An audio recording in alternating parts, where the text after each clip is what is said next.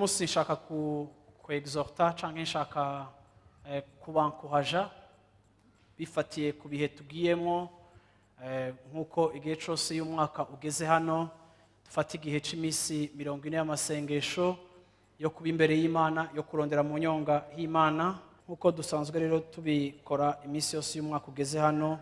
Apollinaire niwe ari karabivuga vendredi heze, turakunda kuvuga yuko si umugenzo, si ibintu dukora ko ari umugenzo wacu wo kuba dufise masengesho y'imisi 40, ariko murazi ko turi shengero riha umwanya udasanzwe ubuzima bwo gusenga. Murazi ko imisi yose y'ukwezi kurangira tuba dufise amasengesho, ariko kandi iyi minsi aba ari iminsi idasanzwe, tuba tugiye kurangiza umwaka, tuba dukeneye gushimira Imana ivyo yakoze muri uno mwaka, tuba dukeneye gusukana imitima yacu no kuzana imitwaro itandukanye, kandi tuba dukeneye no kuronka direction y'Imana ku mwaka ukurikira uwo tuba tugiye gutangura.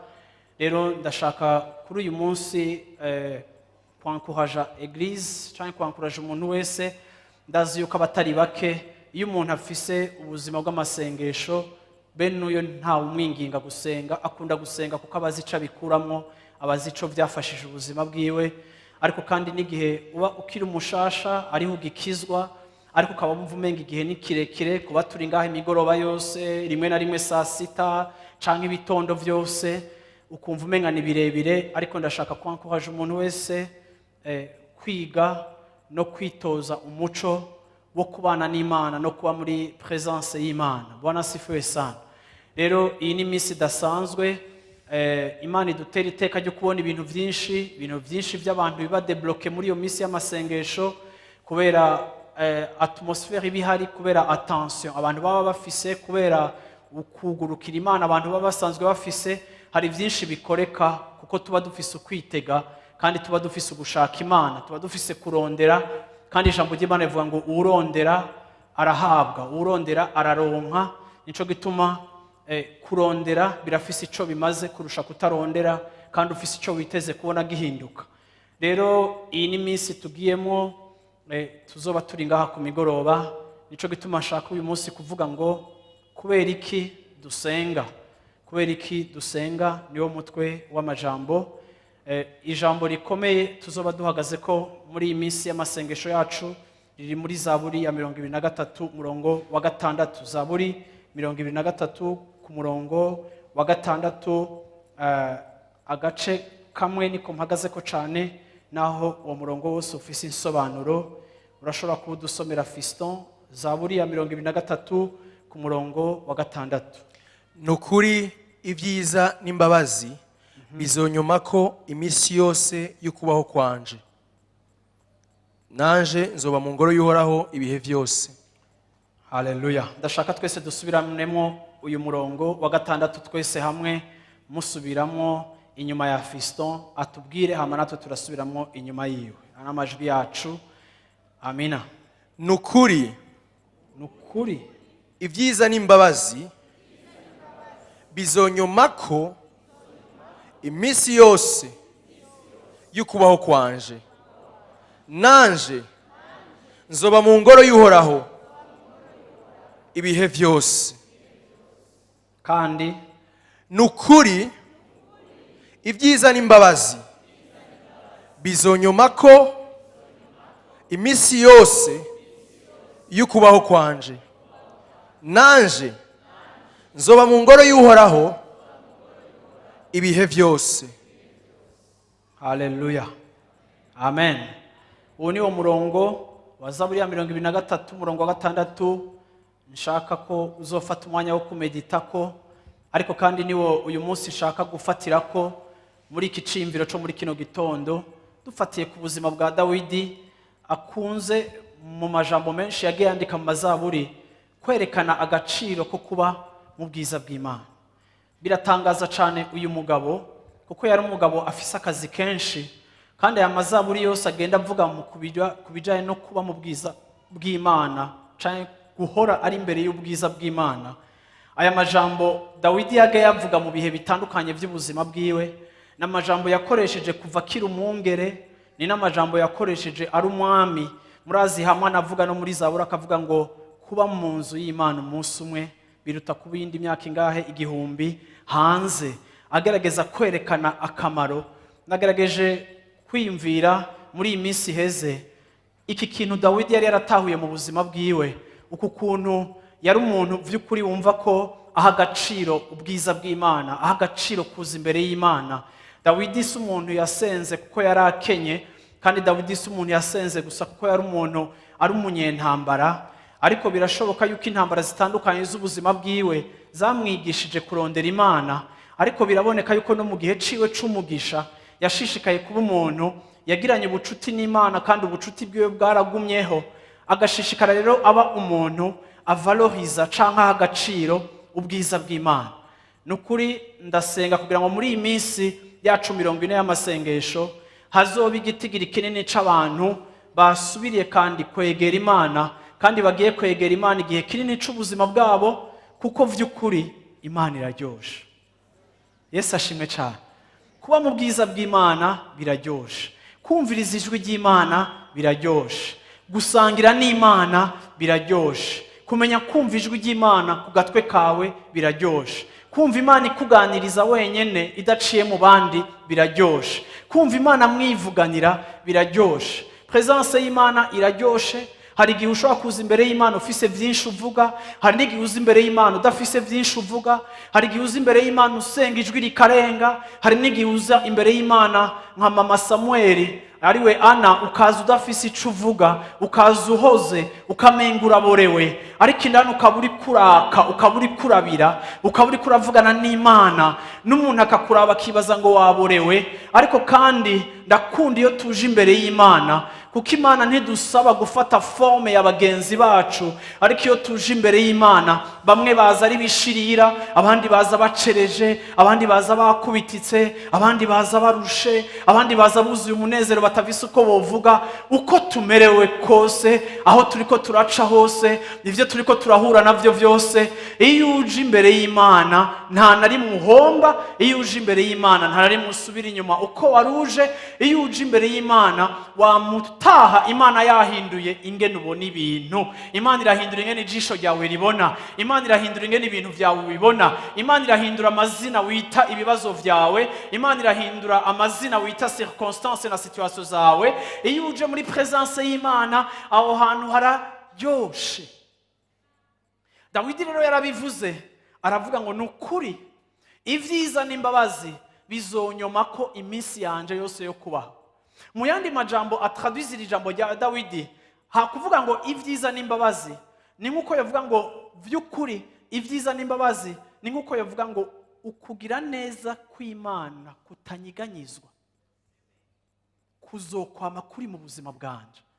Dawidi yaratahura yuko ukugira neza kw'Imana si ukwigihe kanaka, si ukwigihe gito, ariko yaratahura yuko Imana numugira neza, igira neza, kandi ntibinyiganyizwa. Haleluya.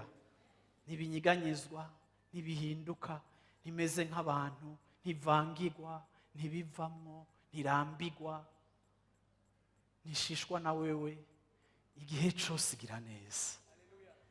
Igihe cyose ushitse muri presence yayo, ni wamusanga ifise ibindi kubwira bitandukanye n'ivyo waje wibaza. Iki rero Dawidi yari yaragitahuye nk'umuntu akomeye, nk'umwami, nk'umugwanya akomeye. Hari kuruhuka, hari ikintu yaronkera mu bwiza bw'Imana. Aravuga kuri uyu murongo rero ati nubwo ivyiza n'imbabazi bizonyoma ko imyaka yanje yose yo kubaho, nanje nzoba mu ngoro y'Uhoraho imyaka yanje yose yogira gute yo kubaho.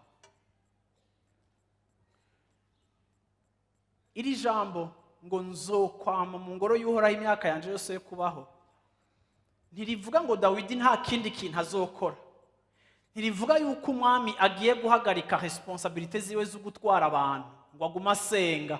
Ntibivuga yuko nimba ari umugore agiye guhagarika ibyo ajejwe mu rugo, nk'aba bagore atahandi baba baratari mu rusengero n'ivyo muhira batabikora, ngo nimenda ku maombi, musinikwaze nimenda ku maombi. Oya, iri jambo riravuga ugutahura akamaro ko kuba muri connection n'Imana, hamwe presence y'Imana ari ikintu maintainer uzigama kurusha ingene muzigama amafaranga ari ku makonte yanyu. Ni ikintu cyo kuzigama, ni ikintu cyo gusherisa, ni ikintu cyo kudatakaza kumva ubwo bwiza bw'Imana.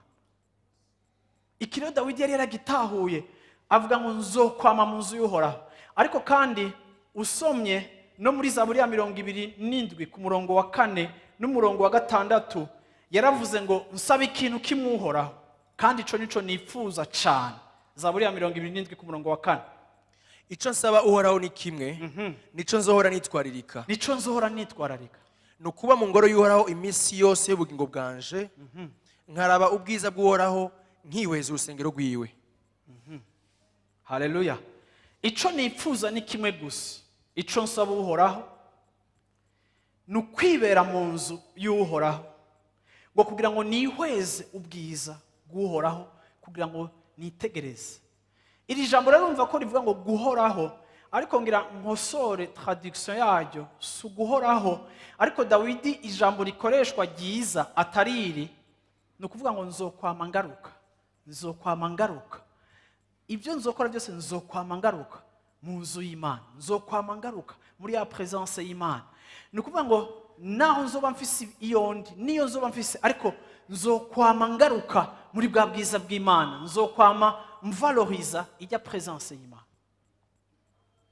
Bantu b'Imana, muri kino gitondo ngenda ndabwire ngo Yesu araryoshe. Haleluya, amen. Yesu araryoshe, kuba mu bwiza bwiwe biraryoshe. Biraryoshe kumwiyumvirako. Ariko kandi ngira mvuga iki kintu, turashobora gusenga, ariko ugusenga ntigicike ikintu kikuryohera, kuko mu bisanzwe ngira ndababwira akantu mutazi. Umuntu asenga ntaheba gusenga. Ariko iyo urinze ubona umuntu ubona ko asenga agaheba gusenga, nuko impamvu ziwe zo gusenga zitari zirizo. Kuko urashobora gusenga usengeshejwe n'impamvu zitarizo. Rero muri iyi minsi y'amasengesho n'uno munsi ndashaka guca ku bintu bimwe bimwe bidutuma dusenga. Haleluya. Kuko iyo ugiye ubona abantu bakunda amasengesho, ariko ugasanga ni ya masengesho kuko hari ikibazo kiri mu buzima bwiwe, ariko ukamubura, mu bisanzwe umuntu yasenze ntaheba gusenga. Umuntu asenga ntahagarika gusenga, kiretse iyo asengeshwa n'impamvu itariyo. Rero ndagomba kukwankuhaja no kubwira umuntu wese ari muri kino kibanza, urashobora kuba utamenyereye cyangwa udafise ubuzima bwo gusenga, cyangwa uri muri ca kibanza c'abigishwa bari barimo, aho babaza Yesu ngo twigishe gusenga, kuko bararaba ingene Yesu asenga, bakabona ko Yesu asenga différemment n'ingene basenga muri Ancien Testament. Bakabona yuko Yesu abikunda, abiryoherewe kandi umenga atagoberewe.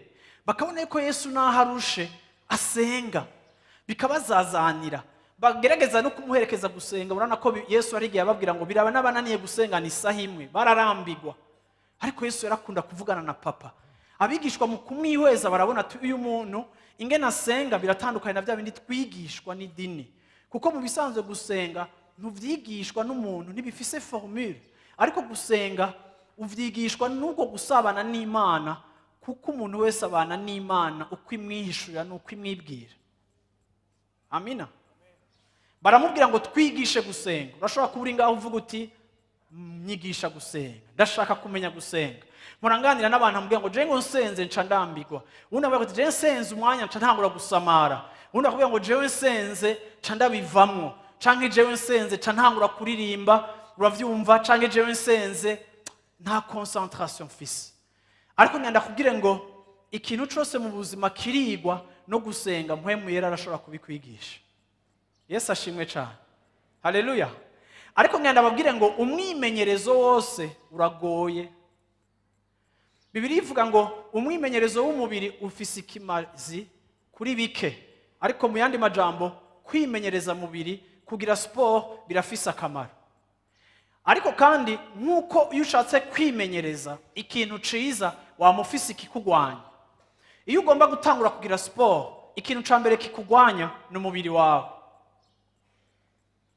Abantu mugira siporo, ariko ngira mubwira abantu baza kunyumva cyane, n'abantu mwese mwadesize gutangura siporo ariko mwamaze kubiheba. Wazi igituma mwabihevye, sivyo? Nuko mutahaye umwanya ukwiye umubiri wanyu kubona akamaro ka siporo. Rero umwimenyerezo wose uragora, kandi umwimenyerezo wose umubiri urawanka, urawuhojeta.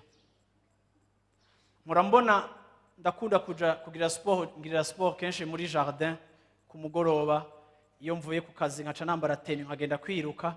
Hari ibintu mpora no observa bikantwenza iyo nshitse muri siporo. Muri siporo urashobora kubona abantu ukabiyumvira kuko je ndakunda kwiyumvira.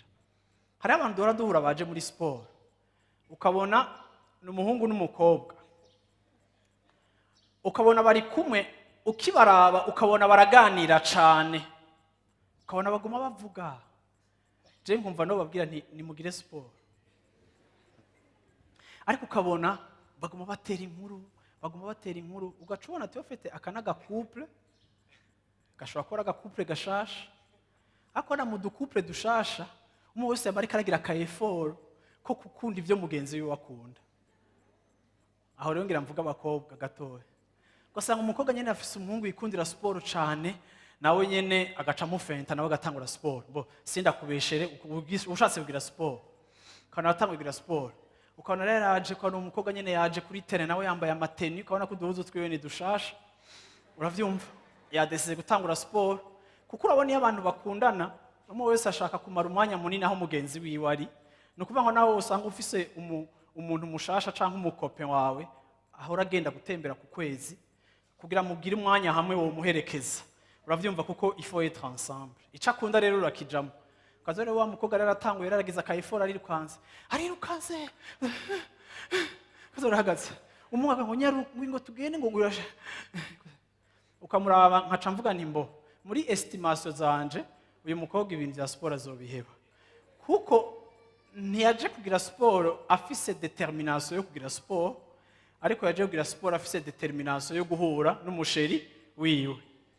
Hari abandi rero twahuye ejo, Imana imfashe ntimuze mufata aka video ngo mukagire kagufi ngo banyumve ko tuzosubira guhura. Bobo baje bambaye amateni mashasha hari mu ndwi heze, ubabonye bari bambaye neza basharije, rero bagaca bafata umwanya d'abord wo kwifotoza imbere yo kugira siporo.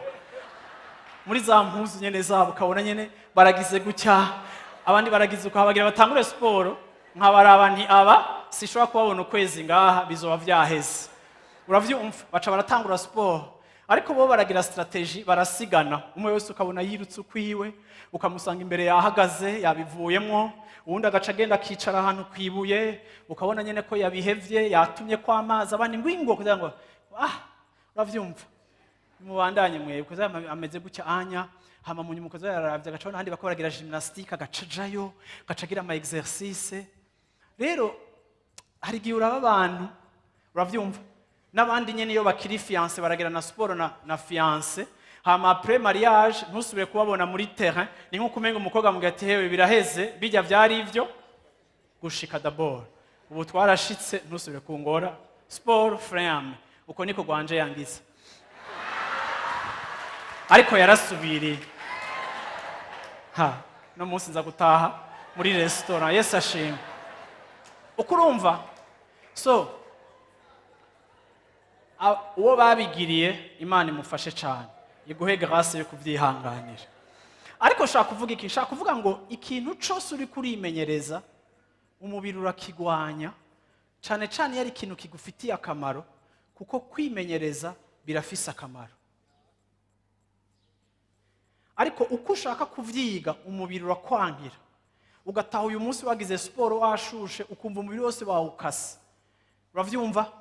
Je kenshi kongira siporo samedi nkina umupira, samedi mbandushe amaguru yanje mba numva umenga angana n'ay'abantu ntavuze nubwo ari matoya, uravyumva umubiri wanje wose uri kase imisi yose dimanche mba ndi physique ariko iyo douleur mfise irandyohera kuko iyo ndayibuze cashaka kugira sport nuvuga ngo haramaze kugera ahantu umubiri wanje uba dependa kuri sport sinshobora kuyibura camererwa fu ariko nkitangura umubiri ntiwayishaka ariko ubu ndayibuze umubiri urayerekana bisobanura ngo ikintu cyose mu buzima kenshi kigufitiye akamaro kirashobora kukugora gutangura ariko uko ugishishikara niko conyene kigenda kirivugira kikakwereka akamaro kaco hama cette fois ukagikora umubiri utavyanka ahubwo umubiri ubiheklama amen amina iyo hageze ku masengesho rero amasengesho irashobora kukubera ikintu ca mbere kirimo ubunebwe kikurambira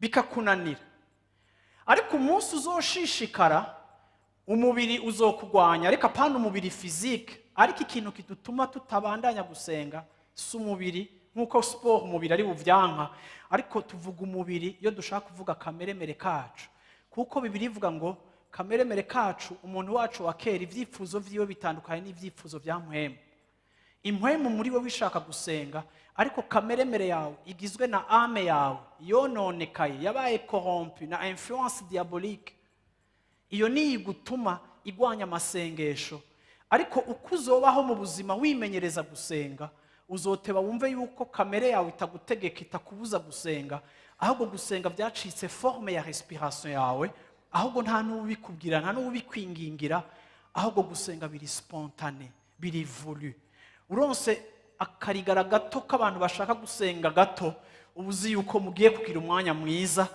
utangura kumva ari ikintu buze rero ndabasengera ngo muri iki gihe Imana iduhe kuronka igitigiri kinini c'abantu bagiye gukunda gusenga atawo basunikiye gusenga kuko Dawidi yaravuze ngo ico nifuza ni kimwe nukuba mu nzu yawe kugira ngo nihweze ubwiza bwawe ntibijanye ngo ndakeneye amahera ngo ngiye mu maombi ntibijanye ngo ndakeneye umugabo ngo naingia ku maombi ivyo kenshi nico gituma abantu baba desu kuko binjira ku maombi bari motive n'umutwaro gusa bafise ariko badafise uyu mutima wari muri Dawidi ngo ivyiza n'imbabazi bizonyoma ko imyaka yanje yose yo kubaho nanje nzokwibera nzokwamanza mu nzu y'Imana imyaka yanje yose yo kubaho uyo ntivyari bikijanye n'ivyo akeneye ariko byari bijanye no kuryohererwa presence y'Imana haleluya amen Yesu ashimwe cyane Yesu ashimwe cyane Yesu ashimwe cyane ndasenga ngo Imana igukumbuze presence yayo muri iyi minsi mu izina rya Yesu Kristo haleluya wumva unyotewe gusubira kuba hafi yiwe kuvugana nawe gutemba imbere yiwe kuryama kurambarara kugira gute ata formule ari kuvuga uti Imana nshaka wewe nshaka kukubona nshaka kukuvugisha nshaka kukwisukako nshaka kuganira na wewe nshaka kumenyana na wewe nshaka kukwegera ntibijanye n'ikindi kintu na kimwe ariko nshaka wewe ndashaka kubona abantu muri kino gitondo avuga ati vy'ukuri ndashaka Imana avuga ati vy'ukuri ndumva ko nshaka Imana haleluya Yesu ashimwe cyane amina Bwana sifiwe sana Dawidi yarakumbura Imana Dawidi yaravuze ngo icoma nkaba mu nzu yawe nkihweza ubwiza bwawe yarakumbura Imana ariko ntiyakumbura Imana kubera ngo amazi imisi atayisenga no yarasanzwe ayisenga ariko uwujya niwe asonza sivyo umuntu anyotegwa icazi n'icazi cyo yakuriyeho urashaka gukumbura Imana mwari kumwe mu mwanya uheze ukavuga ati dakeneye akanya kanje ko kwiherera atari kuvuga ngo ngumaza amezi oya hari abantu rero izi 40 jours aca zinjira mu menga aritaje ngo ngivi ngo tunaza ngo hariho na terme shishu menga abantu n'abisilamu akakubwira ngo twatanguye amafungo ngo tumeanza ngo mafungo kwa Kiswahili ni aje ni mafungo tu Ewe ngo swa umutwe uravyumva Mana ya ukamenga ni kintu c'igiproje abantu bikoreye catanguye umenga ca gikoko ca 40 jours cageze ukabona umuntu wese umenga aragowe ukamenga bamwe yumva umenga isiramuguye ko kije guperturba oya biraryoshe ko turonsa kandi kajyo hamwe ko kuza hamwe tukibwirira papa tukaba muri presence yiwe tukamugumbira tukamusimbira ko abakubagana bakamusimbira ku mugongo naho papa yo bari umutama uravyumva abandi bakamufata amaguru abandi bakagira gute presence ya papa kumuryohererwa kuba hafi yiwe. Haleluya, Bwana sifiwe sana, amina. Sasa ndagomba kuvuga ibintu sinzi aho nza kubihereza ariko nzoshobora kwibandanya mu ndwiza, ariko kandi nshaka kuvuga ibintu bituma turondera Imana, siko ibintu bidutuma dusenga, nibihe bidutuma tuza muri iyi myanya yo gusenga, nibihe bigiye kudutuma muri iyi minsi tuzoba turi ngaha dusenga. Haleluya, ndagomba kwagura gatoya vision yawe y'amasengesho, uburyo bwawe ubona amasengesho kugira ngo umuntu ashiremo ibindi birungo canke izindi impamvu zacu zo gusenga. Icambere kidutuma dusenga, turasenga kuko tubikeneye, ni besoin naturel. Haleluya, amen. Gusenga c'est un besoin naturel, gusenga ni ikintu ubuzima bwacu bukeneye. Gusenga ni ikintu ubuzima bwacu bukeneye. Ikizo gutuma ubona umuntu aheba gusenga nuko gusenga yabitahuye muri dimension imwe canke ntoya, ariko ijambo ry'Imana ritwereka yuko gusenga ni ikintu ukeneye, urakeneye Imana. Sisenga kubera ndiko ndasengera akazi, sisenga kubera nshaka promotion, sisenga kubera umwana ari karangora, oya, urakeneye gusenga. Usomye Itanguriro 2 ku murongo w'indwi haratubwira ngo Uhoraho arema umuntu mu ivu hama amuhumekeramwo impwemu z'ubugingo hama ngo acika icaremwe kizima. Wose mu murongo mu Kirundi, Uhoraho Imana abumba umuntu mu mukungugu wo hasi amuhumekera mu mazuru impwemu y'ubugingo, umuntu aca aba ufise ubugingo. Umuntu acaba ufise ubugingo. Imana yarahumetse mu muntu imuhumekeramo impwemu. Abantu iyi verse barayitiranya, abantu bibaza yuko igihe Imana yahumekamo umuntu yacitse biologiquement vivant, ariko kandi si ibintu bijaye gusa no kuhespira n'umutima wanje gutera, ariko igihe Imana yamuhumekeramo yamuhumekeyemo ibimugize vyose. No kuvuga ngo umuntu yacitse impwemu, cari kibiri co mu butaka, ariko Imana imaze kugihumekeramo ubuzima, uwo muntu acacika impwemu, acacika icaremwe kizima. Iyo bavuze ngo icaremwe kizima, si ukuvuga ngo ni umuntu ari cliniquement vivant, ariko bivuga ngo Imana yamuhaye ubuzima bwayo, yacitse impwemu. Imana yamuhaye possibilité canke akaryo ko gushobora kwinjira muri relation n'Imana. Amina. Usomye ngaho nyene mu gice ca 3 ku murongo w'8, igice ca 3 murongo w'8 muzinguruye, bumva ijwi ry'Uhoraho Imana agendagenda muri iryo tongo mu gihe c'akayaga ko ku mugoroba. Uwo muntu n'umugore wiwe binyegeza mu biti vyo muri iryo tongo, ngo Uhoraho Imana ntababone. Aha, Yesu ashimwe. Igihe Adamu na Eva bakora icaha, Bibiliya ivuga ngo Imana yaje kubaraba ku kagoroba muri rya tongo, hama ngo bagira gute, barinyegeza kugira ngo Imana ntibabone. Imana irinda kubahamagara ibabaza iyo bari. Ngira ndababwira ikintu kimwe mugomba gutahura, nuko Imana yahora iza ku kagoroba Adamu na Eva bahejeje gukora, kuko Imana yari yabahaye ivyankenerwa vyose, bagira ngo nimudécouvre, nimumenye, nimucreye, nimwagure, nimwexploite. Ariko ngira ndababaza ikibazo kimwe, kubera iki Imana yari ikeneye kuvugana na Adamu na Eva? Hari abantu bibaza ngo dusenga kubera turabanyavyaha, canke hari n'abantu bibaza ko dusenga kubera dufise amabezo. Aho ngenda kugira ngo mu itongo rya Edeni Adamu na Eva nta kintu na kimwe bari babuze. Bibiliya ivuga ngo inzahabu zagendera hejuru, Bibiliya ivuga inzuzi Imana yabahaye, Bibiliya ivuga ibintu byose Imana yabaremeye. Bari abantu bakora bakadekuviva Imana yabahaye ko nta kintu na kimwe bari babuze. Ariko nimba ataco bari babuze, ni gute baganira n'Imana? Nimba gusenga bigarukira mu kuzana imitwaro. Ariko iki kiratwigisha yuko imana yari izi yuko ingene Adamu na Eva baremwe barakeneye presence y'Imana.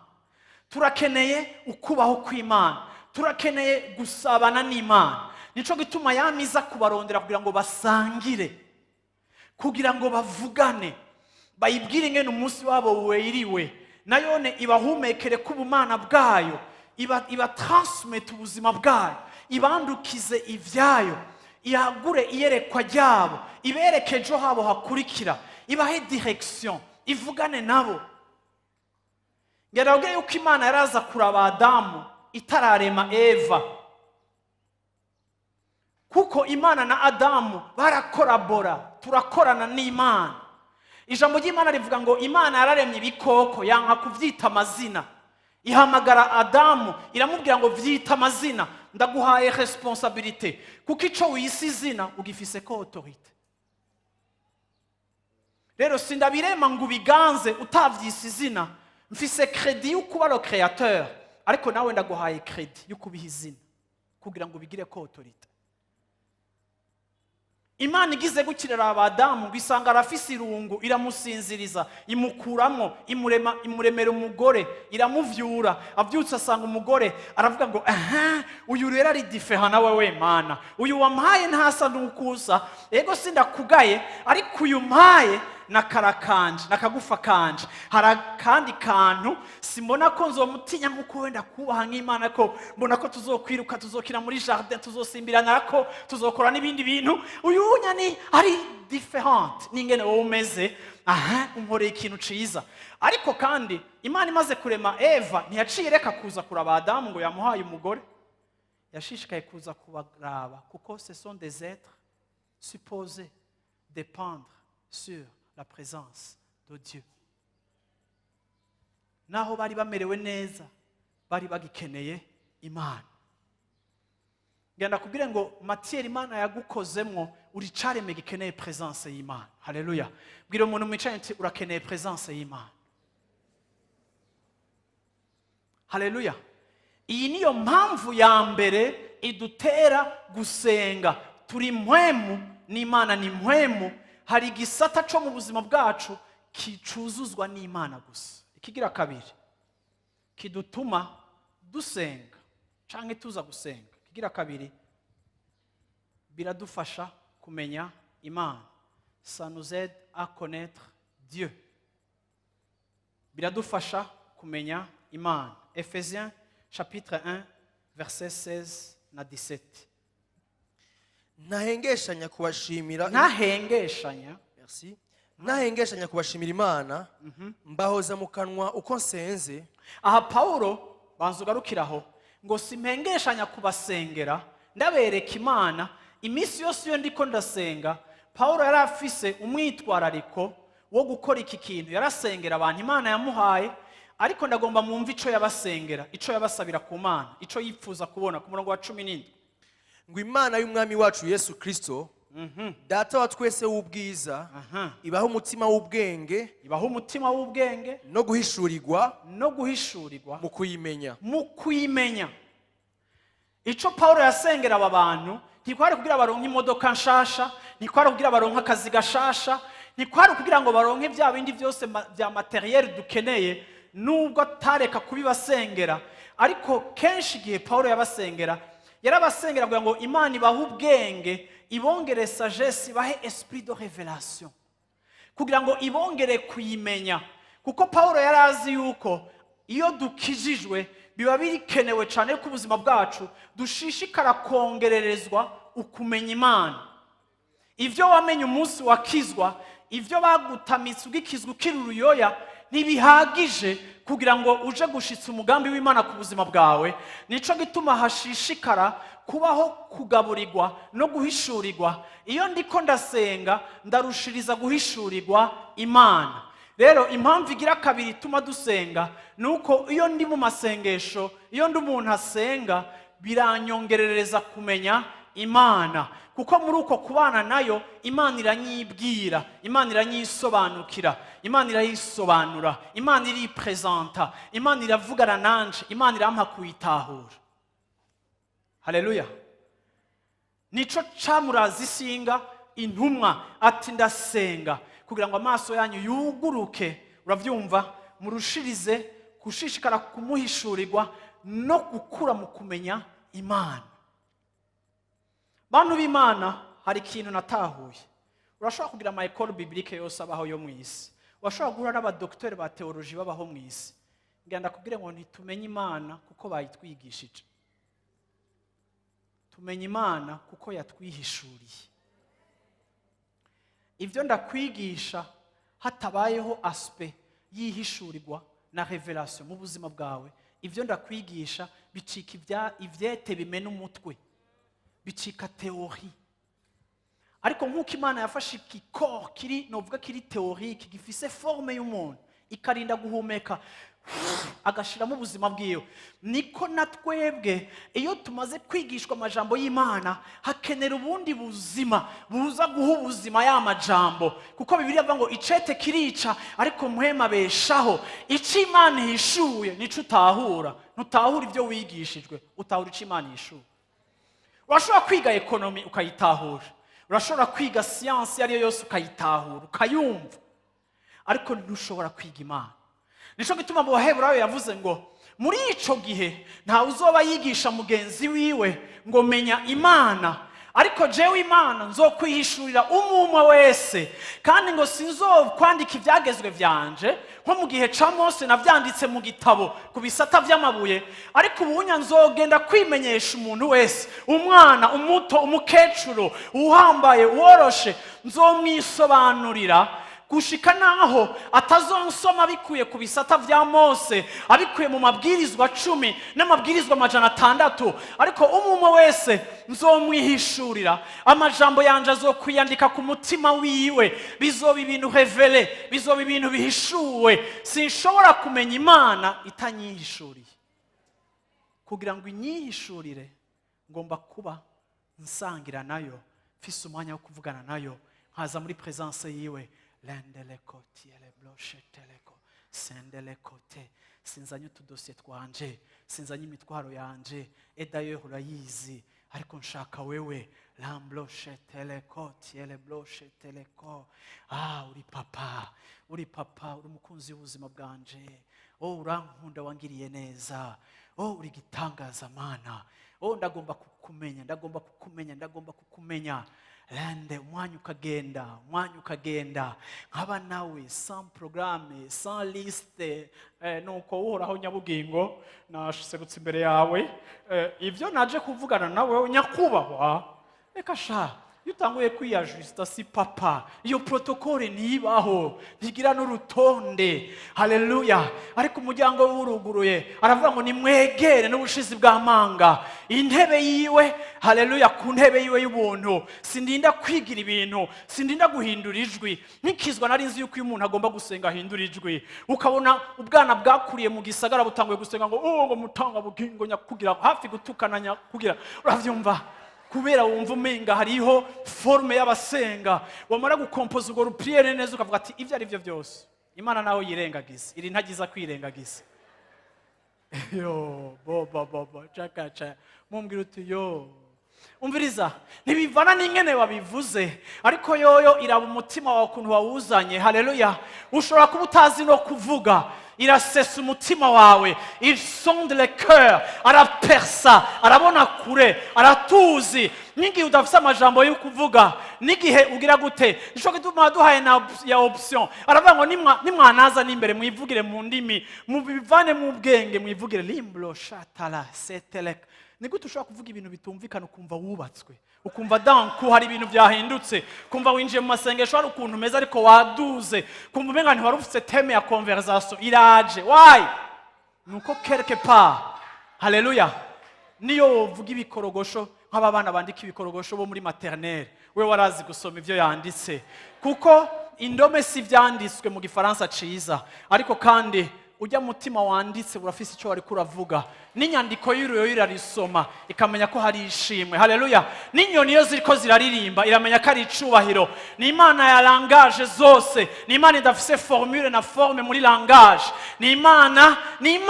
Ivyo wamaze kubimenya mu masengesho yawe urahinduka complete. niba bikimeze nk'ikintu uje kwikora umenga ntimunkore turi mu mahombi relax tekana uravyumva tekana bwira umuco ati tekana. Kigira gatatu kidutuma dusenga nuko gusenga ni kibanza ciza cyo kwakiriramo amasezerano y'Imana. C'est une bonne position pour recevoir la promesse de Dieu. Ni kibanza ciza cyo kwakiriramo ibitangaza vy'Imana. Iyo ndiko ndasenga mba nshize ubuzima bwanje mu kibanza ciza cyo kwakira ivy'Imana yansezeraniye. Harashobora kuba hari ivy'Imana isezeranira ubuzima bwawe ukaba umuntu yiruka cyane, ariko nimba Imana ariyo auteur y'isezerano hama kandi kaba ari nayo acteur principal kuri rya sezerano, wowe ico ukwiye kugira ukwiye kuba ufise ahantu muhurira kugira ngo muvugane ku bijanye n'iryo sezerano. Usomye Actes des Apôtres chapitre 2 verset 1 na verset 2. Actes des Apôtres chapitre 2 1 et 2 n'amaverse abiri. Umunsi wa Pentekote ushitse bose bari bakoraniye ahantu hamwe, haza igihinda kivuye mu ijuru giturumbuka nk'uguhuhuta k'umuyaga w'inkomezi gikwira hose mu nzu bicayemo. Haleluya. Hari ikintu kintangaza muri Actes des Apôtres. Yesu yagomba abwira abigishwa biwe ngo muze mugende murindire mpwemu yarazobazako.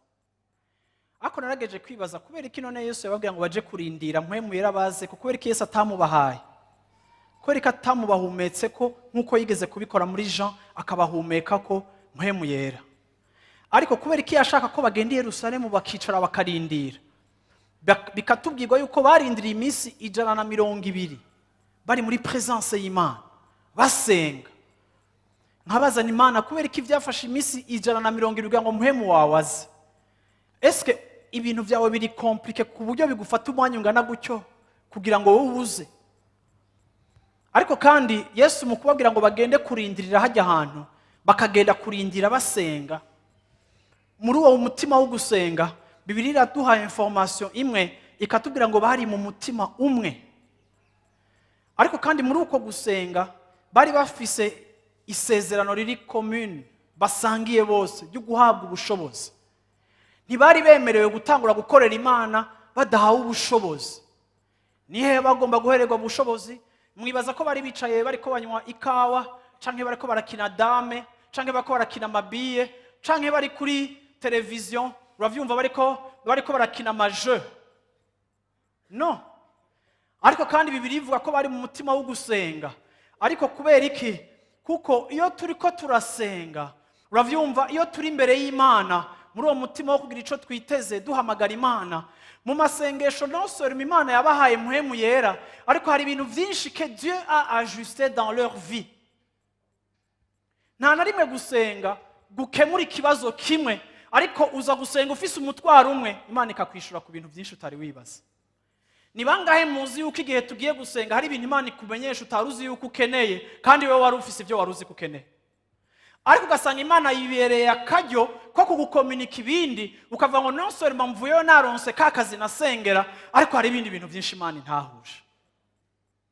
Rero igihe bari mu masengesho Imana icanira ubuzima bwabo basenga bamedita biyumvira kuri Yesu, bamedita kuri Kristo, biyumvira ku Mana yabo. Ngo ako kanya nyene ikimeze nk'igihinda kiraza, umuyaga uraza ubasanga ahantu bari bose buzura mpwemu yera, batangura kuvuga mu ndimi. Ico Imana yabasezeraniye kiba kirashitse, ariko kandi Imana yabasangije isezerano muri attitude no muri attente no muri atmosphère ya prière. Iyo turiko turasenga Imana irakonte na impatience yacu. Aba bantu iyo bataja gusenga bari gushuha bakaja gushingira intahe Yesu. Herode agatangura kubaca imitwe bakihakana Yesu nkuko bamwihakanye kuri Getsemane. Ariko Yesu muri uko gusenga hashoboye kubaho non seulement gushuhira isezerano na mpwemu, non seulement gushuhira kuja gutemwanya, ariko muri uko gusenga Imana yaberetse ibindi bintu bikenewe kurusha kuja kuvuga ubutumwa. Bwana sifiwe sana. Iyo turiko turasenga turahabwa ubuntu bukwiriye budutera kwihanganira bya bindi vyiza twiteze Imana yatwemereye bitarashika. kuko abantu b'Imana ibyo witeze byiza iyo bitarashika uguteba kwavyo birashobora kugusarisha. Hari abantu bavangirwa bagati impuzu bagasara kuko badafise grâce iri suffisante yo kurindira ico Imana yabasezeraniye. Duhora tubona abantu badeprima, duhora tubona abantu bifatira amayira yabo, duhora tubona abantu bakora ibitabaho kuko vyamunaniye kwihanganira ico Imana yavuganye nawe, agatangura kwifatira inzira ziwe za hafi. Ariko iyo turiko turasenga, naho biba bimeze nk'ibitevye, muri uko gusenga Imana irakwihanganisha, ikakwereka ibindi bikenewe iriko irakora mu buzima bwawe, bikagutuma udashuhira gusa kubona kijya kintu, ahubwo ugacika passionné yicira kirakora mu buzima bwawe, ukavuga ngo Mana ndagushimiye yuko utanyishuye, kuko iyo uza kunyishura ibi bitaraba byari kuba amadega. Ego Mana urakoze ko vyatevye, ndagushima yuko mu guteba kwavyo hari ibindi wakoze. I was busy. Amasengesho atwibutsa yuko hariho d'autres tâches mu buzima bwacu sigomba gushitswa. Kigira kane, uravyumva, amasengesho azana akaruhuko mu mitima yacu. Haleluya. La prière apporte la paix du cœur. Iyo dusenga tugira amahoro mu mutima. Ngana kubwira yuko amahoro ni moteur ikomeye mu buzima bwacu bwo kubaho cyane. Iyo turiko turasatigwa n'ibitero, iyo turiko turagwanywa n'ibitugwanya, iyo umwanya uriko uradukoshona, iyo ibintu bitariko biragenda uko dushaka, amahoro icika element iri clé iri important, nico gikoresho, nico kintu gikomeye ndani muri twege kidutuma tumererwa neza canke tumererwa nabi. Siko usomye mu Bifilipi mu gice ca 4 ku murongo wa 6 haravuga ngo, Abifilipi 4:6, ntimugire ico mwiganyira, ntimugire ico mwiganyira, ariko muri vyose ivyo mugomba bimenyeshwa Imana mu gusenga no mu kwinginga bifatanije no gukenguruka. Murongo w'indwi, maze amahoro y'Imana, ndashaka uyu murongo mumfashe kuvuga uti maze amahoro y'Imana, aruta uko yomenywa n'umuntu wese, azoshibamira imitima yanyu n'ivyiyumviro vyanyu muri Kristo Yesu. Haleluya. Murabona, iyo turiko turasenga, ico Imana ikora muri aya masengesho, iraza igafata ivyiyumviro vyacu biyerera, birimwo ubwoba, baranyirukanye, baranyishuje, bagira bangire gute, harabaye iki. Muri urwo ruhagarara Satani azanye mu buzima bwawe, iyo ugiye kubimenyesha Imana, ico Imana nayone iza kwiyasura gitegerezwa kuza kubonekera mu masengesho, nuko muri ayo masengesho Imana nye n'amahoro iraza kuza ifate vya vyimviro vyawe biri mu ruhagarara, itwara ivyo vyimviro ibinyegeze muri Kristo Yesu. Habimaze kubishira muri Kristo Yesu, ishibamire ivyimviro vyawe n'umutima wawe muri Kristo Yesu. Uravyumva? Nukuvuga ngo ivyizigiro biri muri Kristo Yesu nivyo biza gucika ambiance yawe. Ntuza gusubira kubona umwana babuze ingwara agwaye, ariko kandi uza kumva amahoro. Abantu bavuga ngo mbega utekanye, uvuga uti sindavyumva, uko meze sindi umuntu atekanye iyo hari ikibazo, ariko amahoro y'Imana, haleluya, Kristo yashibamiye ivyimviro vyanje n'umutima wanje muri we, yampaye gutekana, sinumva ingene ntekanye. Hagomba kuba hari ikintu Imana yakoze. Naturellement sindi umuntu atekana, ariko surnaturellement Imana yashibamiye umutima wanje n'ivyimviro vyanje muri Kristo Yesu, ndatekanye. Ingwara iraho, ariko ndizeye Imana kuko ndi muri atmosfere y'ivyizigiro.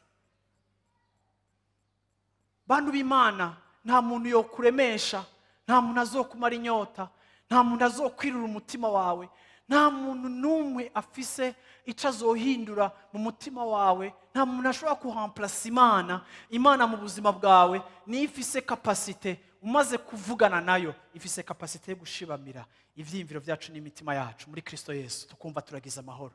Ico ni ikintu Yesu ashobora gukora conyene. Oh, donc j'avais envie de parler à quelqu'un, je ne me sentais pas bien, Et puis je suis allé chercher un ami, je devais parler à quelqu'un, et puis il fallait que quelqu'un, tu sais, parler ça fait du bien, parler. Les canards parler ça fait du bien, parler ça fait phase. Alors quand ils parler, ça ne règle pas le problème. Ariko kuvugana na Yesu, ntava uyongo maskini, yongo watsko historia yongo imeze ngo ngiya ntuzenya, yongo watsko nanuze mu gusara atanguye nkuko kwawe, oya, Yesu ntagira gucyo onyura mubarira agacazaga agapfuka.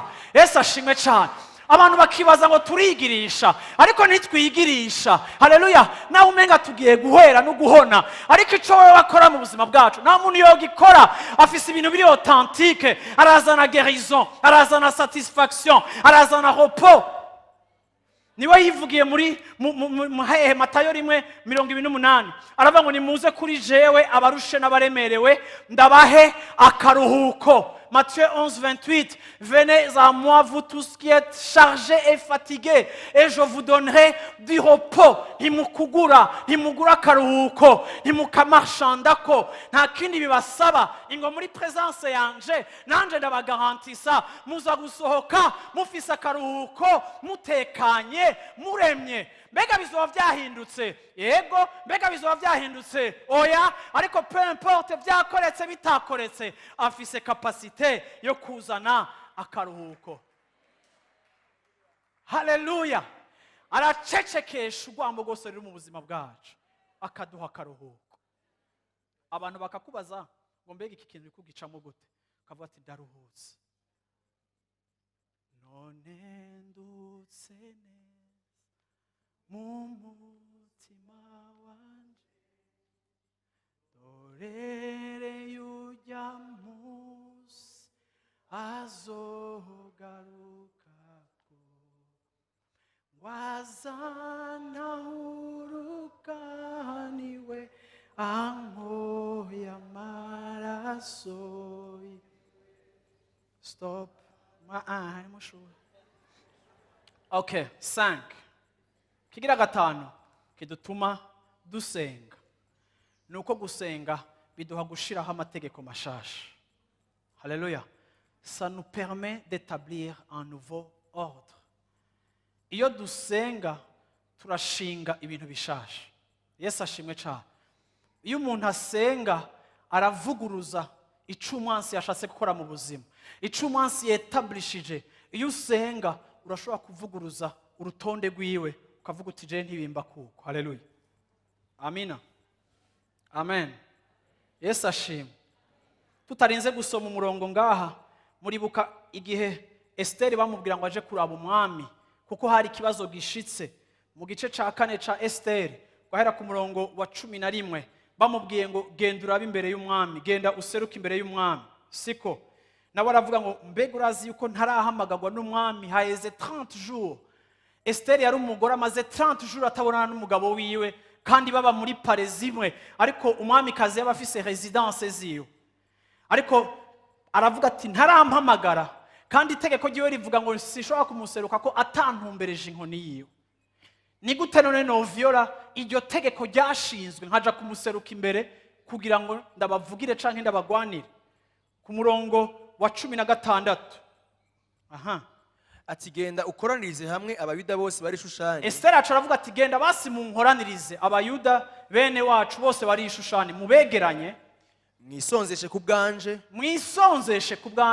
mumare iminsi 3 ku murango no mwijoro mutagira ico mujya canke munywa. Mumare iminsi 3 ku murango no mwijoro mudafise ico mujya n'ico munywa. Nanje twe n'icoreke zanje nanje sindababwiye ngo mugende kunsengera, ariko na jewe n'abakozi banje nanje ubwanje ndagiye kwisengera. Tuzokwisonzesha dutyo nyene, natwe tuzokwisonzesha meze mbone gushika aho umwami ari. Meze maze gusenga mbone kugenda aho umwami ari, naho ari uguca mu cagezwe, naho nzoba ngiye guca mu cagezwe. Stop. Haleluya. Uyu mugore yaratahura yuko une loi établie igacika itegeko ntashobora kuyikonfronta atari kakorera mu yindi mpwemu kandi atari karakorera mu kindi cagezwe c'umwami aganza abandi bantu. Aravuga kugira ngo nseruke gusa imbere y'umugabo wanje ngomba guseruka ndabasavye mu nsengere kugira ngo muri uko gusenga nanje ngiye kwigirira ngende gukonfronta rijya tegeko spirituellement, kuko n'umuganga arashobora kubwira ngo ntuzovyara. Turafise umukristo yasengera ngaha, mwese muramuzi. Umuganga aramubwiye ngo madamu ntuzopfa uvyaye. Umuntu arashobora kuzana science na connaissance, arashobora kuza itegeko ku buzima bwawe, nawe acarishira umuganga ngo uwo mwana ninamuvyara nzomukuzanira. Nyuma y'imyaka 7 yaramuvyaye. Sinzi ko aramumushira, ariko kandi hariho ukuvuguruza itegeko riba riri hejuru y'ubuzima bwacu, tugashinga andi mategeko mashasha. Ivyo bikorekera mu masengesho. Yesu ashimwe cyane. Nico gituma Esther yarafashe ampleur y'uburemere bw'ico kintu, aravuga ngo genda mu nsengere. Nanje ndagiye kwisengera. Haleluya. Ndagiye gukontourna, ndagiye kubreakinga, ndagiye kubriza, ndagiye kudetruiza autorité rya tegeko. Musomye suite ya histoire, umwami amubonye yaramushuye, oh chérie waurahi, nanu wavuze ngo nibiki, ninde yagize gute, wabrije protocole. Oya, yarisambuye mu masengesho, hama ari confronta physiquement. Ikiri physique nigishobora kugira force kukiri spirituel. Nico gituma shengero ry'Imana tuza gusenga. Mu mategeko y'aba bantu bakora ibwami carazira kuja kuraba umwami ushavuye, ariko Bibiliya ivuga ngo Nehemiya yarasenze aririra Imana, amaze gusenga agenda kuraba umwami kandi ashavuye. Umwami amubona ko ashavuye, kuko muri protokole carazira kuseruka imbere y'umwami ashavuye ukaza kumuserva umuvinyu. Nehemiya muzanira umuvinyu, umwami aramuraba ati Nehemiya, hari ikintu kitagendeka muri wowe, urashavuye. Mu bisanzwe mu yandi mategeko yategerezwa guhanwa. Nico catumye Moridekayi atagenda kuraba umwami cagihe, yategerezwa guhanwa. Ariko mu gishingo cyo guhanwa, umwami yamugiriye nabi canke base bamugiriye nabi, niwe yavuze ngo baguhe igikoresho byose bikenewe, akira makete yose akenewe, genda mwubaka inzitiro zanyu. Twebwe nitwe twabisambuye, ariko ndatanze autorisation, genda mu mashamba baguhe ibiti, genda hehe bagira gute, yandikira aba gouverneur ngo herekeze uyu muntu mu muhigi ikenewe cyose kugira ngo gende kubaka inzitiro za Yerusalemu. Ababibomoye nibo bagize gute, basubiye kuvyubaka. Kubera iki? Umuntu w'Imana yaravuye muri presence y'Imana gutanga ama ordre mashasha. Nico gituma jewe sinkunda ibintu byo kwifitinisha n'ibintu by'ubukristo byo kwiriza. Abantu b'Imana nimwiriza, Satani azobakubita amajido, azobahonyora. Akunda abantu baregeza, akunda abantu poto, yikundira abantu bari faible. Ego turi faible, ariko muri Kristo turi fort. Kuko ijambo ry'Imana rivuga ngo iyo turi mu ntege nke n'inkomezi z'Imana zigaragaza muri twebwe. C'est quand nous sommes faibles que la puissance de Dieu se manifeste. Nimba hari plaisir ntashobora guha Satani mu buzima bwanje, sinkunda kubigira birebire, kandi sinkunda kuba faible. Sindi faible kuko papa wanje ntari faible. Samwihagararako dans le Seigneur, mwaravyemerewe. Haleluya. Iranesheje intambara zose uri kuravumbura uyu munsi. Wowe urirukansa ugira usara, ariko izo yarazize utaravuka, kandi ku musaraba arazikorije. Uri muri position yo kwihweza gusa ingene yabikoze. Haleluya. Kugira ngo uzoha compte, kugira ngo nawe ugire témoignage. Intambara zirahari kugira ngo ziduhe témoignage, ntizihari kugira ngo zishoboye kutwekaza, kuko uwo twakurikiye ntiyabaye ekaze. Ndavuze ngo nawe ntuzobaye ekaze. Ariko kandi ha muntu byo kwivyimbisha no kwirondesha utuntu n'ibiki ngo abantu bakubembereza ngo shango je ngo vimo kameme ngo ntuze yango Jacqueline ndamukunda, ko Jacqueline ngo iyo ngiye ngo aragira gute, ngo gacanga ngo anyumviriza ngo gacamba igihag. Uravyumva ngo nkumva kumenga Imana iri kumwe nanje. Yes, ego kandi ariko kandi hari gihe Jacqueline atoba hari, kandi Jacqueline ntarenze igihage, ariko so wo mwijuru ashobora no kubikemura. Haleluya. Yesu ashimwe cyane. Amina. Kigira gatandatu nja kurangiza ko sishobora kubiheza. Iyo dusenga, nous sommes fortifiés et nous recevons la force de vivre notre foi. Iyo dusenga turakomezwa, hama tugahabwa inkomezi zo kubaho mu kwizera kwacu. Actes des Apôtres chapitre 4 verset 24.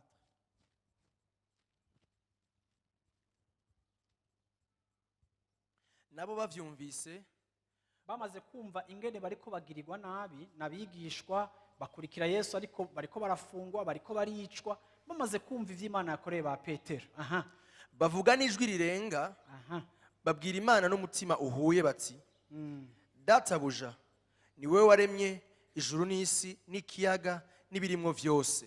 Ako biraryoshe ingene abantu batangura basenga bamedita ku Mana. iyo dusenga on médite sur Dieu. Aba bantu bariko barafungwa n'abami ariko mumve prière y'abingene itangura databuja niwe waremye amazi niwe waremye imisozi.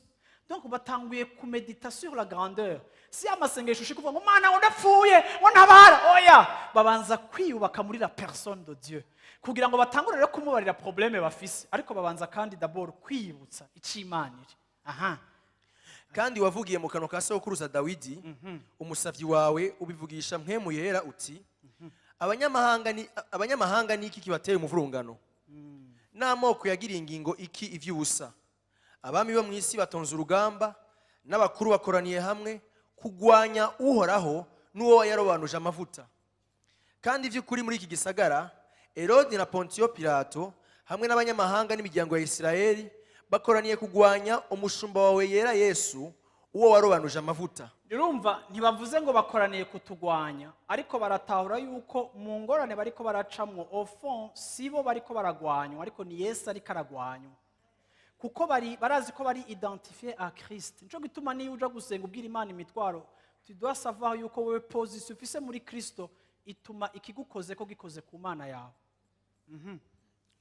Ngo bashise ivy'ukuboko kwawe n'inama zawe byari vyaragabiye vyose ko bizoba. Kandi none mwami raba agahahirizo kabo uhe abasavyi bawe kuvuga ijambo ryawe bashize amanga gose. Ukiramvuye ukuboko kwawe gukiza indwara. Yes. Ibimenyetso n'ibitangaza bikorwa mu izina ry'umushumba wawe yera Yesu. Bahejeje gusenga aho bakoraniye haratigita bose buzuzwa muhemu yera bavuga ijambo ry'Imana bashize amanga. Yesu ashimwe cyane.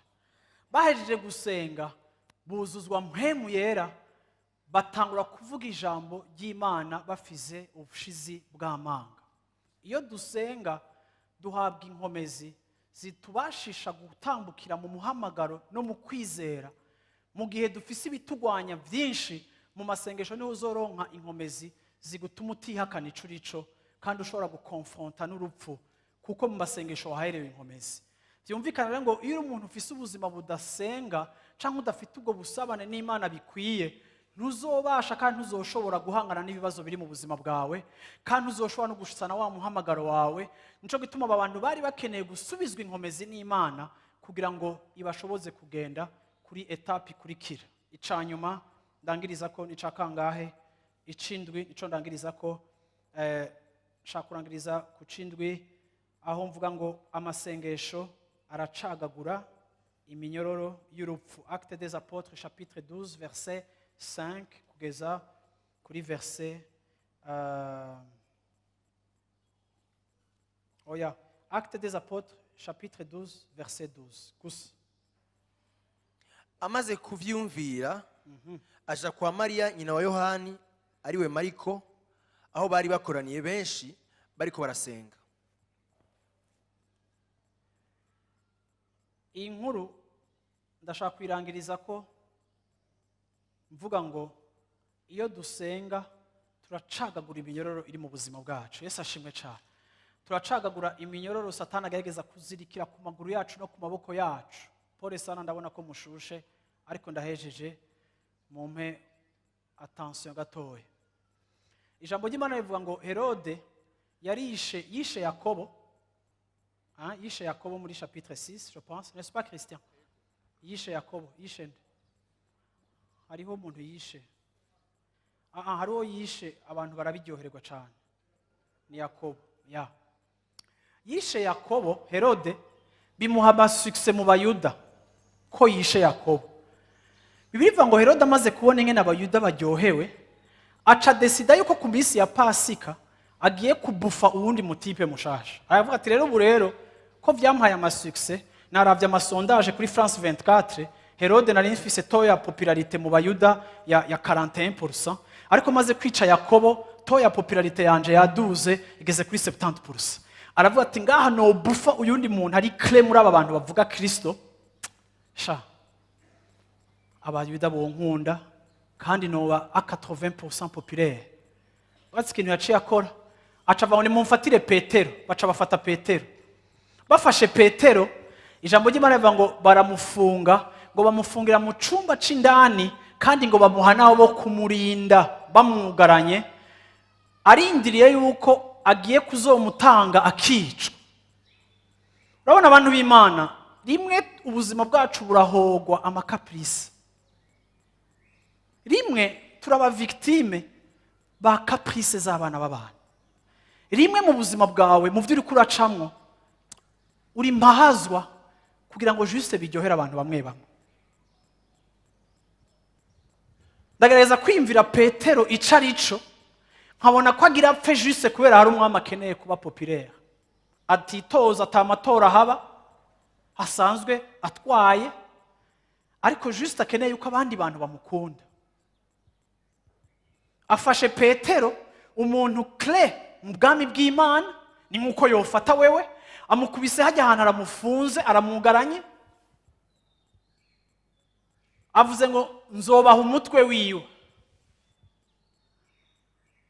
Ariko ndakunda Imana vraiment. Kuri ujya murongo tutasomye muri hajya nyene Fiston ahere kuri verset 7. Bibiri ivuga ngo abigishwa ishengero rivyumvise baja gusenga. Kuri 5 batangura gusenga. Bantu b'Imana, hari igihe gusenga, mu nyemerere ndababarire, hari igihe gusenga n'umuntu ashobora no kuja gusenga atanu kwizera afise. Ariko none tugire gute? Nimba hari ikintu kiremereye uri kuracamo, nimba hari ikintu uri kuragwana naco, mbarira iyindi voix ufise yo kugwana naco kirece gusenga. Ndakunda Esther, yaratanze umutwaro. Ako je sinemera abakristo baduha imitwaro ngo tubasengere. Kandi sinemera n'abantu bababwira ngo wewe ngo utakuna tumika na sisi tutakuwa tunaomba. Ubu dufise abakristo bariha abavugishwa kugira ngo babasengere, kugira ngo business zabo zigende neza. Ariko uwo muntu ndabivuze n'umurozi, umuntu agusengera ntakugirire exhortation yuko wisengera.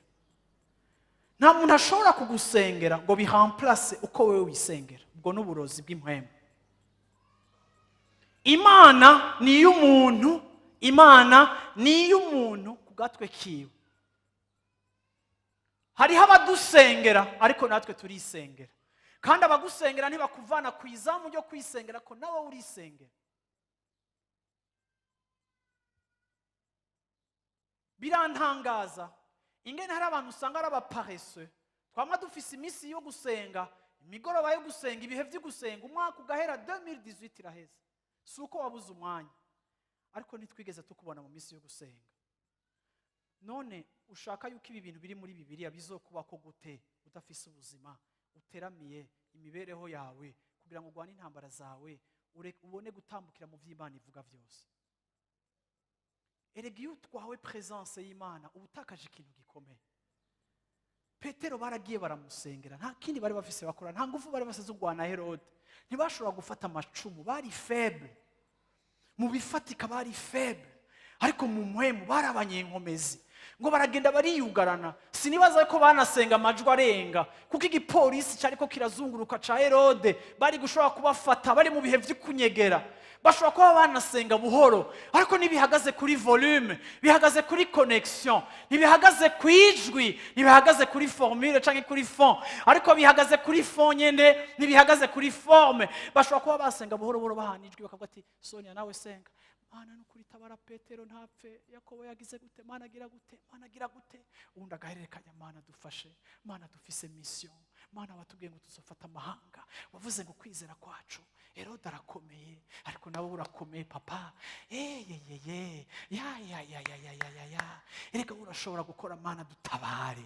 Abantu bakisengera mu gacerere, abantu bagasenga bari faible, ariko shengero ry'Imana ni muri faible. Muntu w'Imana nturi faible, uri umuhererezi muri famille, ariko nturi faible. Uri muto mu muryango wawe, ariko nturi faible. Uva mu gihugu gitoya, ariko nturi mutoya. Amasengesho arahindura statut yawe, amasengesho arahindura ingene uboneka na pense yawe, amasengesho kugira urubeya rw'umuriro, amasengesho kugira igikoresho utarashobora kwibaza ko ushobora kuba. Abo bantu baramusengeye Petero, baramusengera. Bibiri ivuga ngo Petero aboshwe. Bantu b'Imana ndabwira ikintu kintangaza muri iyi histoire ya Petero. Bibiri ivuga ngo mu gicugu Petero asinziriye. Ni gute bakubwiye ko uzopfa ejo?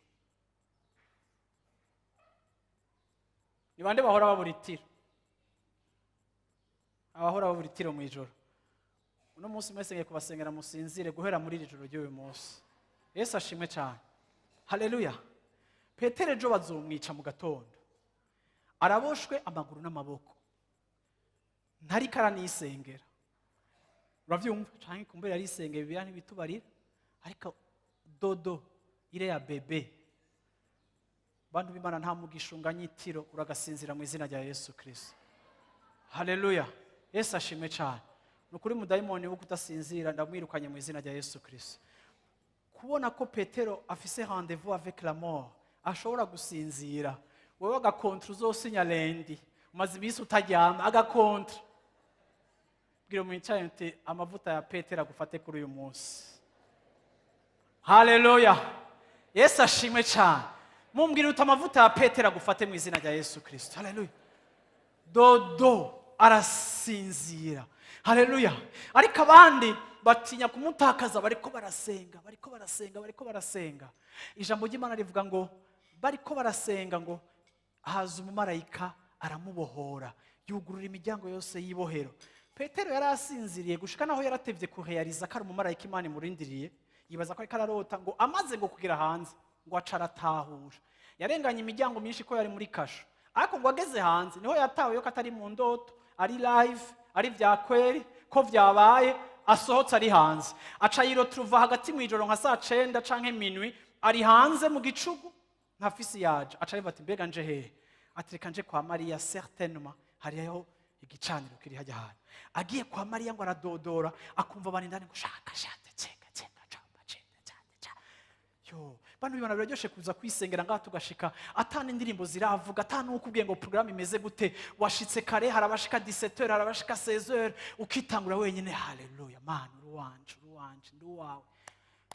Come on, sivyo? Ukitogotera wenyine, ukivugira wenyine, ukavugana nawe wenyine. Ngo adodo yaravuga ngo haza agakobwa kumuraba, ngo kabona Petero ngo yo, ngo umusizi wa Petero uradushikiriye, bamukase kabaye yahwereye, ikizimu cibe kijaha gusenga naco. Uravyumva? Bimunanira ngo kwemera ko ari Petero, bose bibananira kwemera ko ari Petero mu gihe bariko baramusengera. Ariko nta n'ukwizera bari bafise ko Imana imutabara.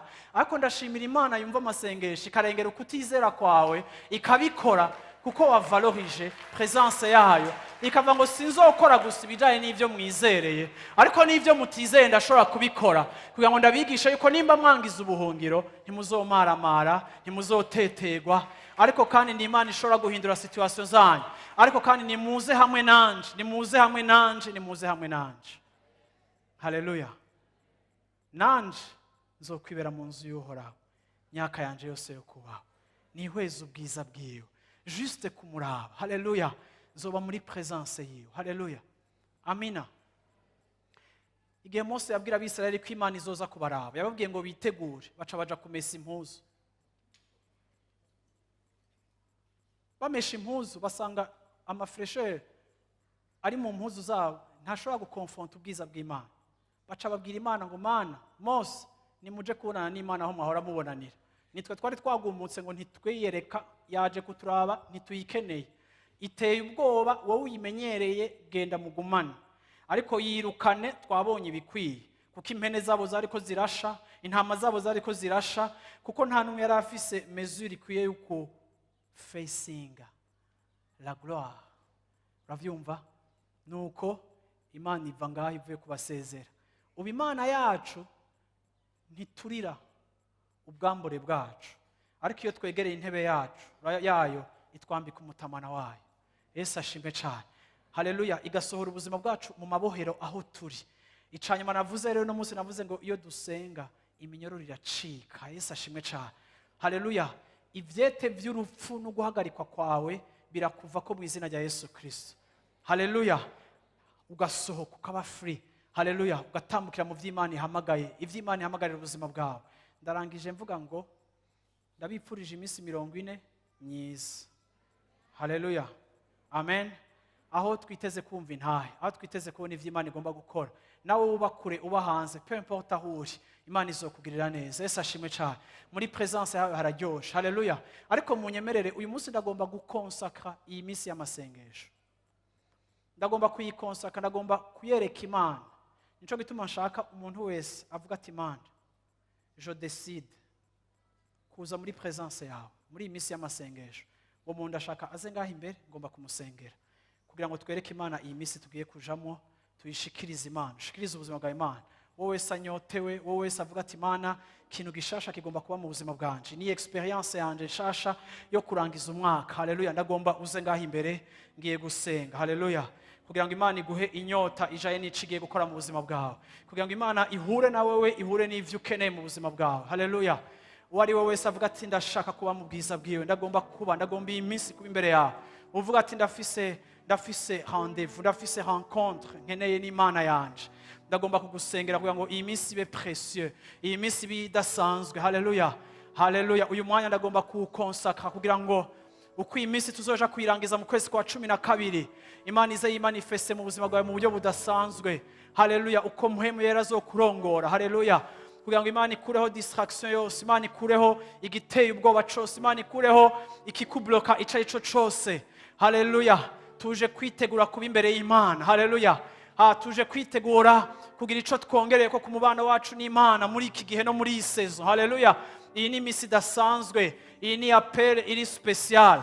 Turanyotewe, turashaka kumubona. Niba azogushoboza muri iyi minsi, niba agiye kuvugana nawe, ndagiye gusenga ngo amaso ya benshi yuguruke mumenye Imana. Ndagiye gusenga kugira ngo Imana ikore ikintu gishasha kitigeze gukora ku buzima bwawe. Ndagiye gusenga ahaniniya habeho réveil dasanzwe, habeho gukanguka kudasanzwe, habeho kuvyuka kudasanzwe ku buzima bwawe. Nico gituma turi ngaha kuko nous voulons honorer la présence de Dieu et nous voulons honorer le Dieu aduhamagara kuri rencontre. Ni Imana ikorera mu bihe, ni Imana ikorera mu rendez-vous, ni Imana idakengera rendez-vous. Igihe abantu bagiye kwicara bararindira yarazanye muhemu yera wayo. Igihe cyose iyo twiyemeje tukaza imbere y'Imana, hari ikintu ikora. Ndagomba kubwira muri kino gitondo ngo Imana yacu ntikengera ukwitanga kwawe. Iminsi mugiye gusakrifia, amasahani yo kumurango mugiye gusakrifia bamwe, imigoroba mugiye gutanga igitoro, amamoto yo kubazana ngaha. Ndavuze ngo iminsi hawe n'Imana nta naribwe izoribwa n'ingese, kandi nta narimwe izoba iminsi y'imfa gusa. Ariko ndasenga muri kino gitondo ngo Imana ikangura umutima wawe. Haleluya. Habeho imiryango ikujana, habeho connection hagati yawe n'Imana muri iminsi y'amasengesho. Haleluya. Murashobora kunyemerera n'abasigaye mu ntebe duhaguruke twese tutangwe gusengera hamwe, uvuga uti Imana ngendera Mana. Ndashaka umuntu wese atangwe gusenga, ndagomba kumva amajwi yacu ano hantu. Haleluya. Uhamagara Imana, uvuga uti Imana ngendera. Haleluya. Untemberere muri iyi minsi Imana. Ndagomba kuba visité par toi Père Céleste. Haleluya. Haleluya. Haleluya. Haleluya. Amina. Haleluya. Turagomba kuvisita Papa. Turagomba kuba mu bwiza bwawe. Turagomba kuba muri presence yawe nkuko Dawidi yabivuze. Turagomba kuguha iminsi Imana mu minsi 365 igize umwaka, muri 365 jours zigize umwaka. Iyi ntiyari iminsi myinshi yo kuguha, iya ntiyari iminsi myinshi irengeye yo kuguha. Ariko Mana yo mu ijuru, iyi minsi yo kurangiza umwaka, hari abakeneye direction, hari abakeneye orientation, hari abakeneye inspiration, hari abakeneye inkomezi, hari abakeneye concentration, hari abakeneye gukangurwa na wewe, hari abakeneye kuvyugwa na wewe. Oh, hari umuntu hari hano hantu uhamagara Imana yawe, uhamagara Imana yawe.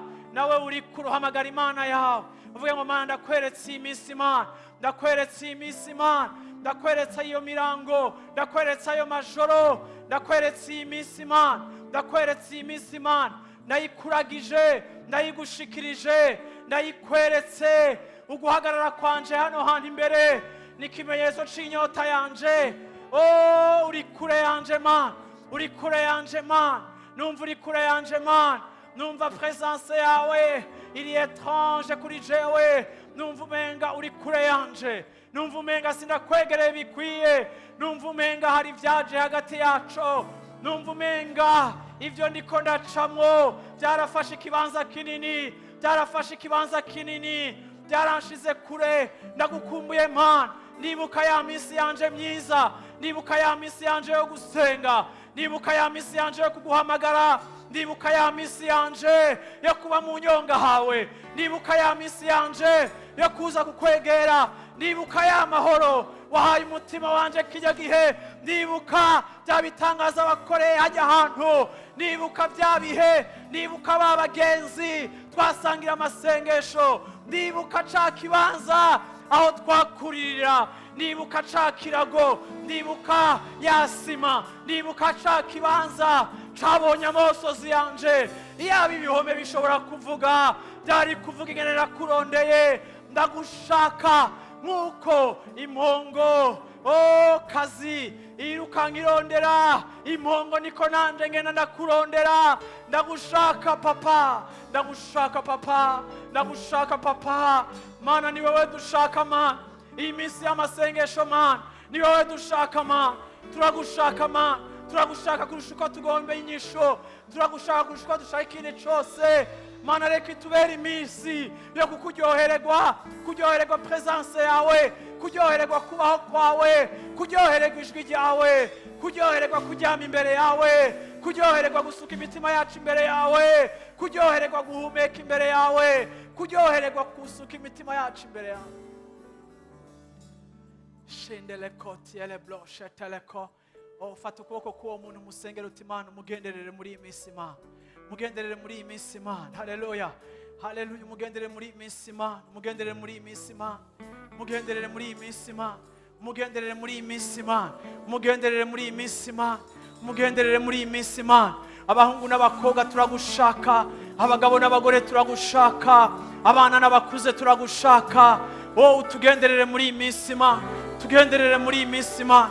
Genderera umunyeshuri, genderera umupfakazi, genderera umudivorce, genderera manu yatakaje, genderera manu yirukanywe, genderera manu yubatoye ingwara, genderera manu y'umuntu wese ari ahantu, genderera manu wafise umwenda munini, genderera manu yabeshewe, genderera uyu mana, genderera uyu mwana, mugenderere mana, mugenderere mana, genderera ishengero ryose mana, genderera life center, genderera abana b'inzu, genderera abana b'inzu, genderera abana b'inzu, genderera abana b'inzu.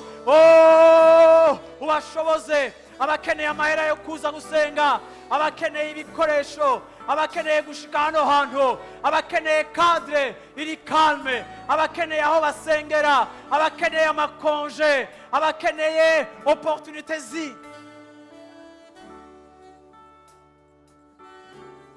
obstacle yose kuri prière ndayisambuye mu izina rya Yesu Kristo. Ugiye gusenga kugeza aho uzobona inyungu yo gusenga, ugiye gusenga kugeza aho uzobona inyungu zo kuba mu bwiza bw'Imana, ugiye gusenga kugeza aho uzobona akamaro ko kuba mu bwiza bwiwe, ugiye gusenga kugeza aho uzobona akarusho, ugiye gusenga kugeza aho ya Mana yakubwiye ngo mpamagara izokwiyereka, izovuganira na wewe. Ugiye gusenga kugeza aho amahoro azogwira mu buzima bwawe. Impwemu y'uruhagarara igutera kudasinzira mu ijoro ndayisambuye mu izina rya Yesu Kristo, ndayirukanye mu izina rya Yesu Kristo hejuru y'ubuzima bwawe, ndayisambuye mu izina rya Yesu Kristo hejuru y'ubuzima bwawe. Abatahora baryama ndavuze ngo mu izina rya Yesu Kristo Imana iguhitiro guhera uyu munsi usinzire mu izina rya Yesu Kristo. Iyo anxiety, iyo stress, ubwo ruhagarara rwakubujije kuronka itiro ndagwirukanye mu izina rya Yesu Kristo.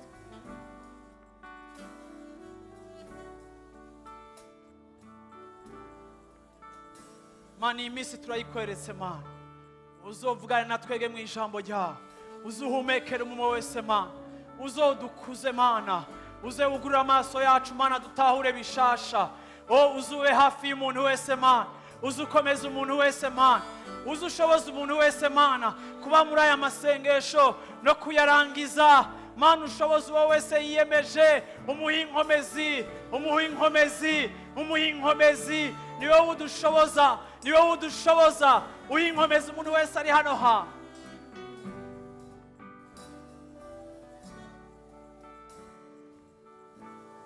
Bibwire Yesu, bibwire Yesu, bibwire Yesu, bibwire Yesu. Tugiye kubibwira Yesu muri iyi minsi. Bibwire ibyacu tugiye kubibwira Yesu.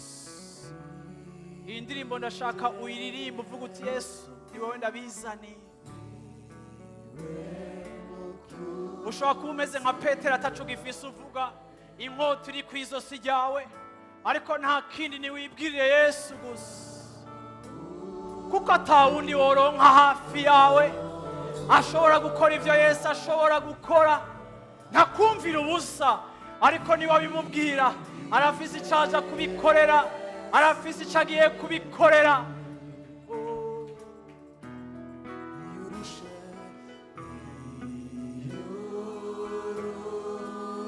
Widugiriza ibyo biganza byawe gusa nk'ikimenyetso.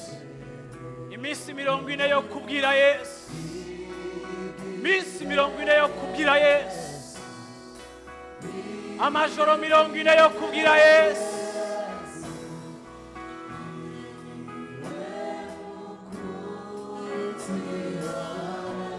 Nta wundi mfise nobibwira atari Yesu.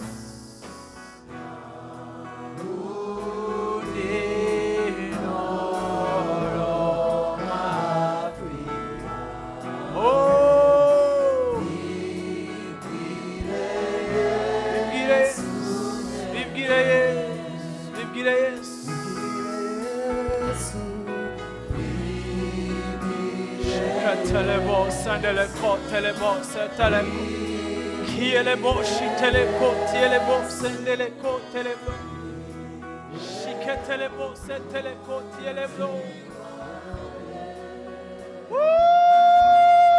Nauni, nauni, nauni.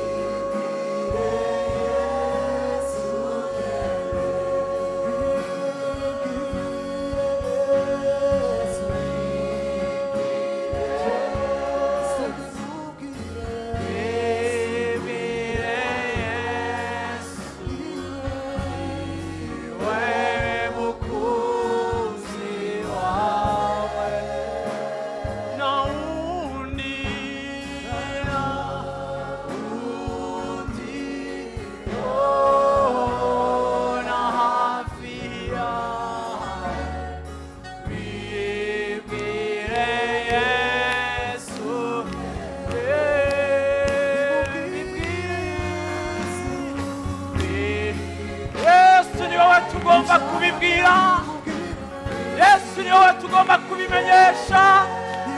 Yesu ni wowe tugomba kubizeza. Yesu ni wowe tugomba guhamagara. Yesu ni wowe tugomba kurondera. Yesu ni wowe tugomba gushaka. Yesu ni wowe tugomba kwisunga. Yesu ni wowe tugomba kwinyegezamo. Yesu ni wowe tugomba gutabaza. Yesu ni wowe tugomba guhamagara. Yesu ni wowe tugomba, ni wowe tugomba, ni wowe tugomba, ni wowe dushaka, ni wowe tunyotewe, ni wowe twifuza, ni wowe tugomba kumukorako, tugomba kumukorako. Ni wowe, ni wowe, ni wowe, ni wowe, ni wowe papa, ni wowe rutare, ni wowe twinyegezamo, ni wowe twihishamo, ni wowe buhungiro bwacu, ni wowe bwigobeko, ni wowe mutabazi, ni wowe gitandara, ni wowe mana, ni wowe buhungiro, ni wowe mukunzi, ni wowe utirengagiza, ni wowe mutabazi, ni wowe papa, ni wowe uganza, ni wowe utegeka, ni wowe uri hejuru, ni wowe, ni wowe, ni wowe.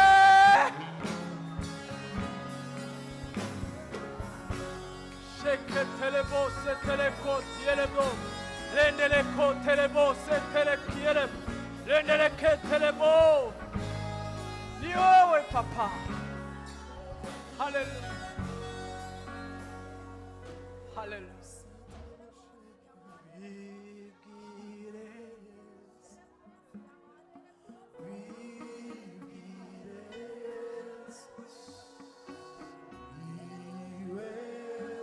Ndafise umukunzi, ndafise umukunzi, ndafise umukunzi. Niwe nshaka kubibwira, niwe nshaka kubwira ibya famiye yanje, niwe nshaka kubwira iby'abanje, niwe nshaka kubwira iby'amafaranga yanje, niwe ngomba kubwira iby'amafinanse yanje, niwe ngomba kubwira ibya famiye yanje, niwe ngomba kuganirira ibyanje, niwe ngomba kubarira ibyanje, niwe ngomba kumenyesha ibyanje. Narabibwiye abandi ariko niwe ngomba kubarira, niwe nshaka kubarira, niwe nshaka kubarira ca kibazo ciwacu, niwe nshaka kubarira ca kibazo ciwacu, niwe ngomba kwiganira ca kibazo ciwacu, niwe ngomba kubarira ca kibazo c'amagara yanje, niwe ngomba kubarira ca kibazo c'abana, niwe ngomba kubarira ca kibazo c'ababanyi, niwe ngomba kubarira ca kibazo c'umukoresha, niwe ngomba kubarira ca kibazo c'uwandenganije, niwe ngomba kubarira, niwe ngomba kubarira, niwe ngomba kubarira. Oh, iyi minsi j'établis la conversation avec toi.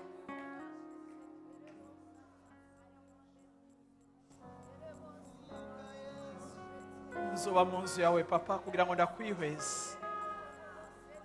Haleluya, haleluya. Shikete. Ndashaka unyemerere turangiza ukoreshe amajambo yavuga uti Mana ndagushimira ivyo uzokora. Ndashaka umushimira ivyo azokora n'ijwi ryawe. Ndagomba kumva ijwi ry'umuntu ariko arashima uti Mana ndagushimira. Il sera au rendez-vous. Ntiyirengagiza umutima unyotewe, ntiyirengagiza umutima ushonje, ntiyirengagiza umutima unyotewe, ntiyirengagiza umutima ushonje, ntiyirengagiza umutima unyotewe, ntiyirengagiza abamurondera, ntiyirengagiza abamushaka. Azoza au rendez-vous, azoza. Bamwe azobasanga mu majoro yabo, abandi azobasanga muri iki kibanza, abandi azobasanga ku mayira, abandi agiye kwimanifesta mu kazi wanyu, abandi agiye kwimanifesta mu mashuri wanyu, abandi agiye kwimanifesta mu mafamiyi wanyu. Hari ikigiye kuba kimeze nk'icabaye ku gihe ca Petero. Hari iminyororo igiye gucika mu kibanza utazi, mu kibanza utabona. Hari ibigiye gukoreka, naho uzoba uriko uramurondera aracagusurprena uburyo azobikora, isaha azobikora, inzira azocamo. Agiye kugutangaza, agiye kukugirira neza, agiye kukugirira neza, agiye kukugirira neza, agiye kukugirira neza.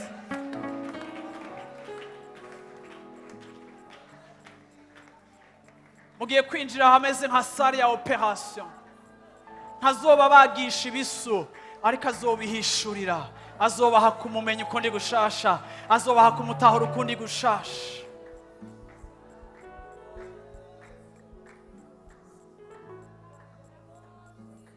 Contempler ta présence.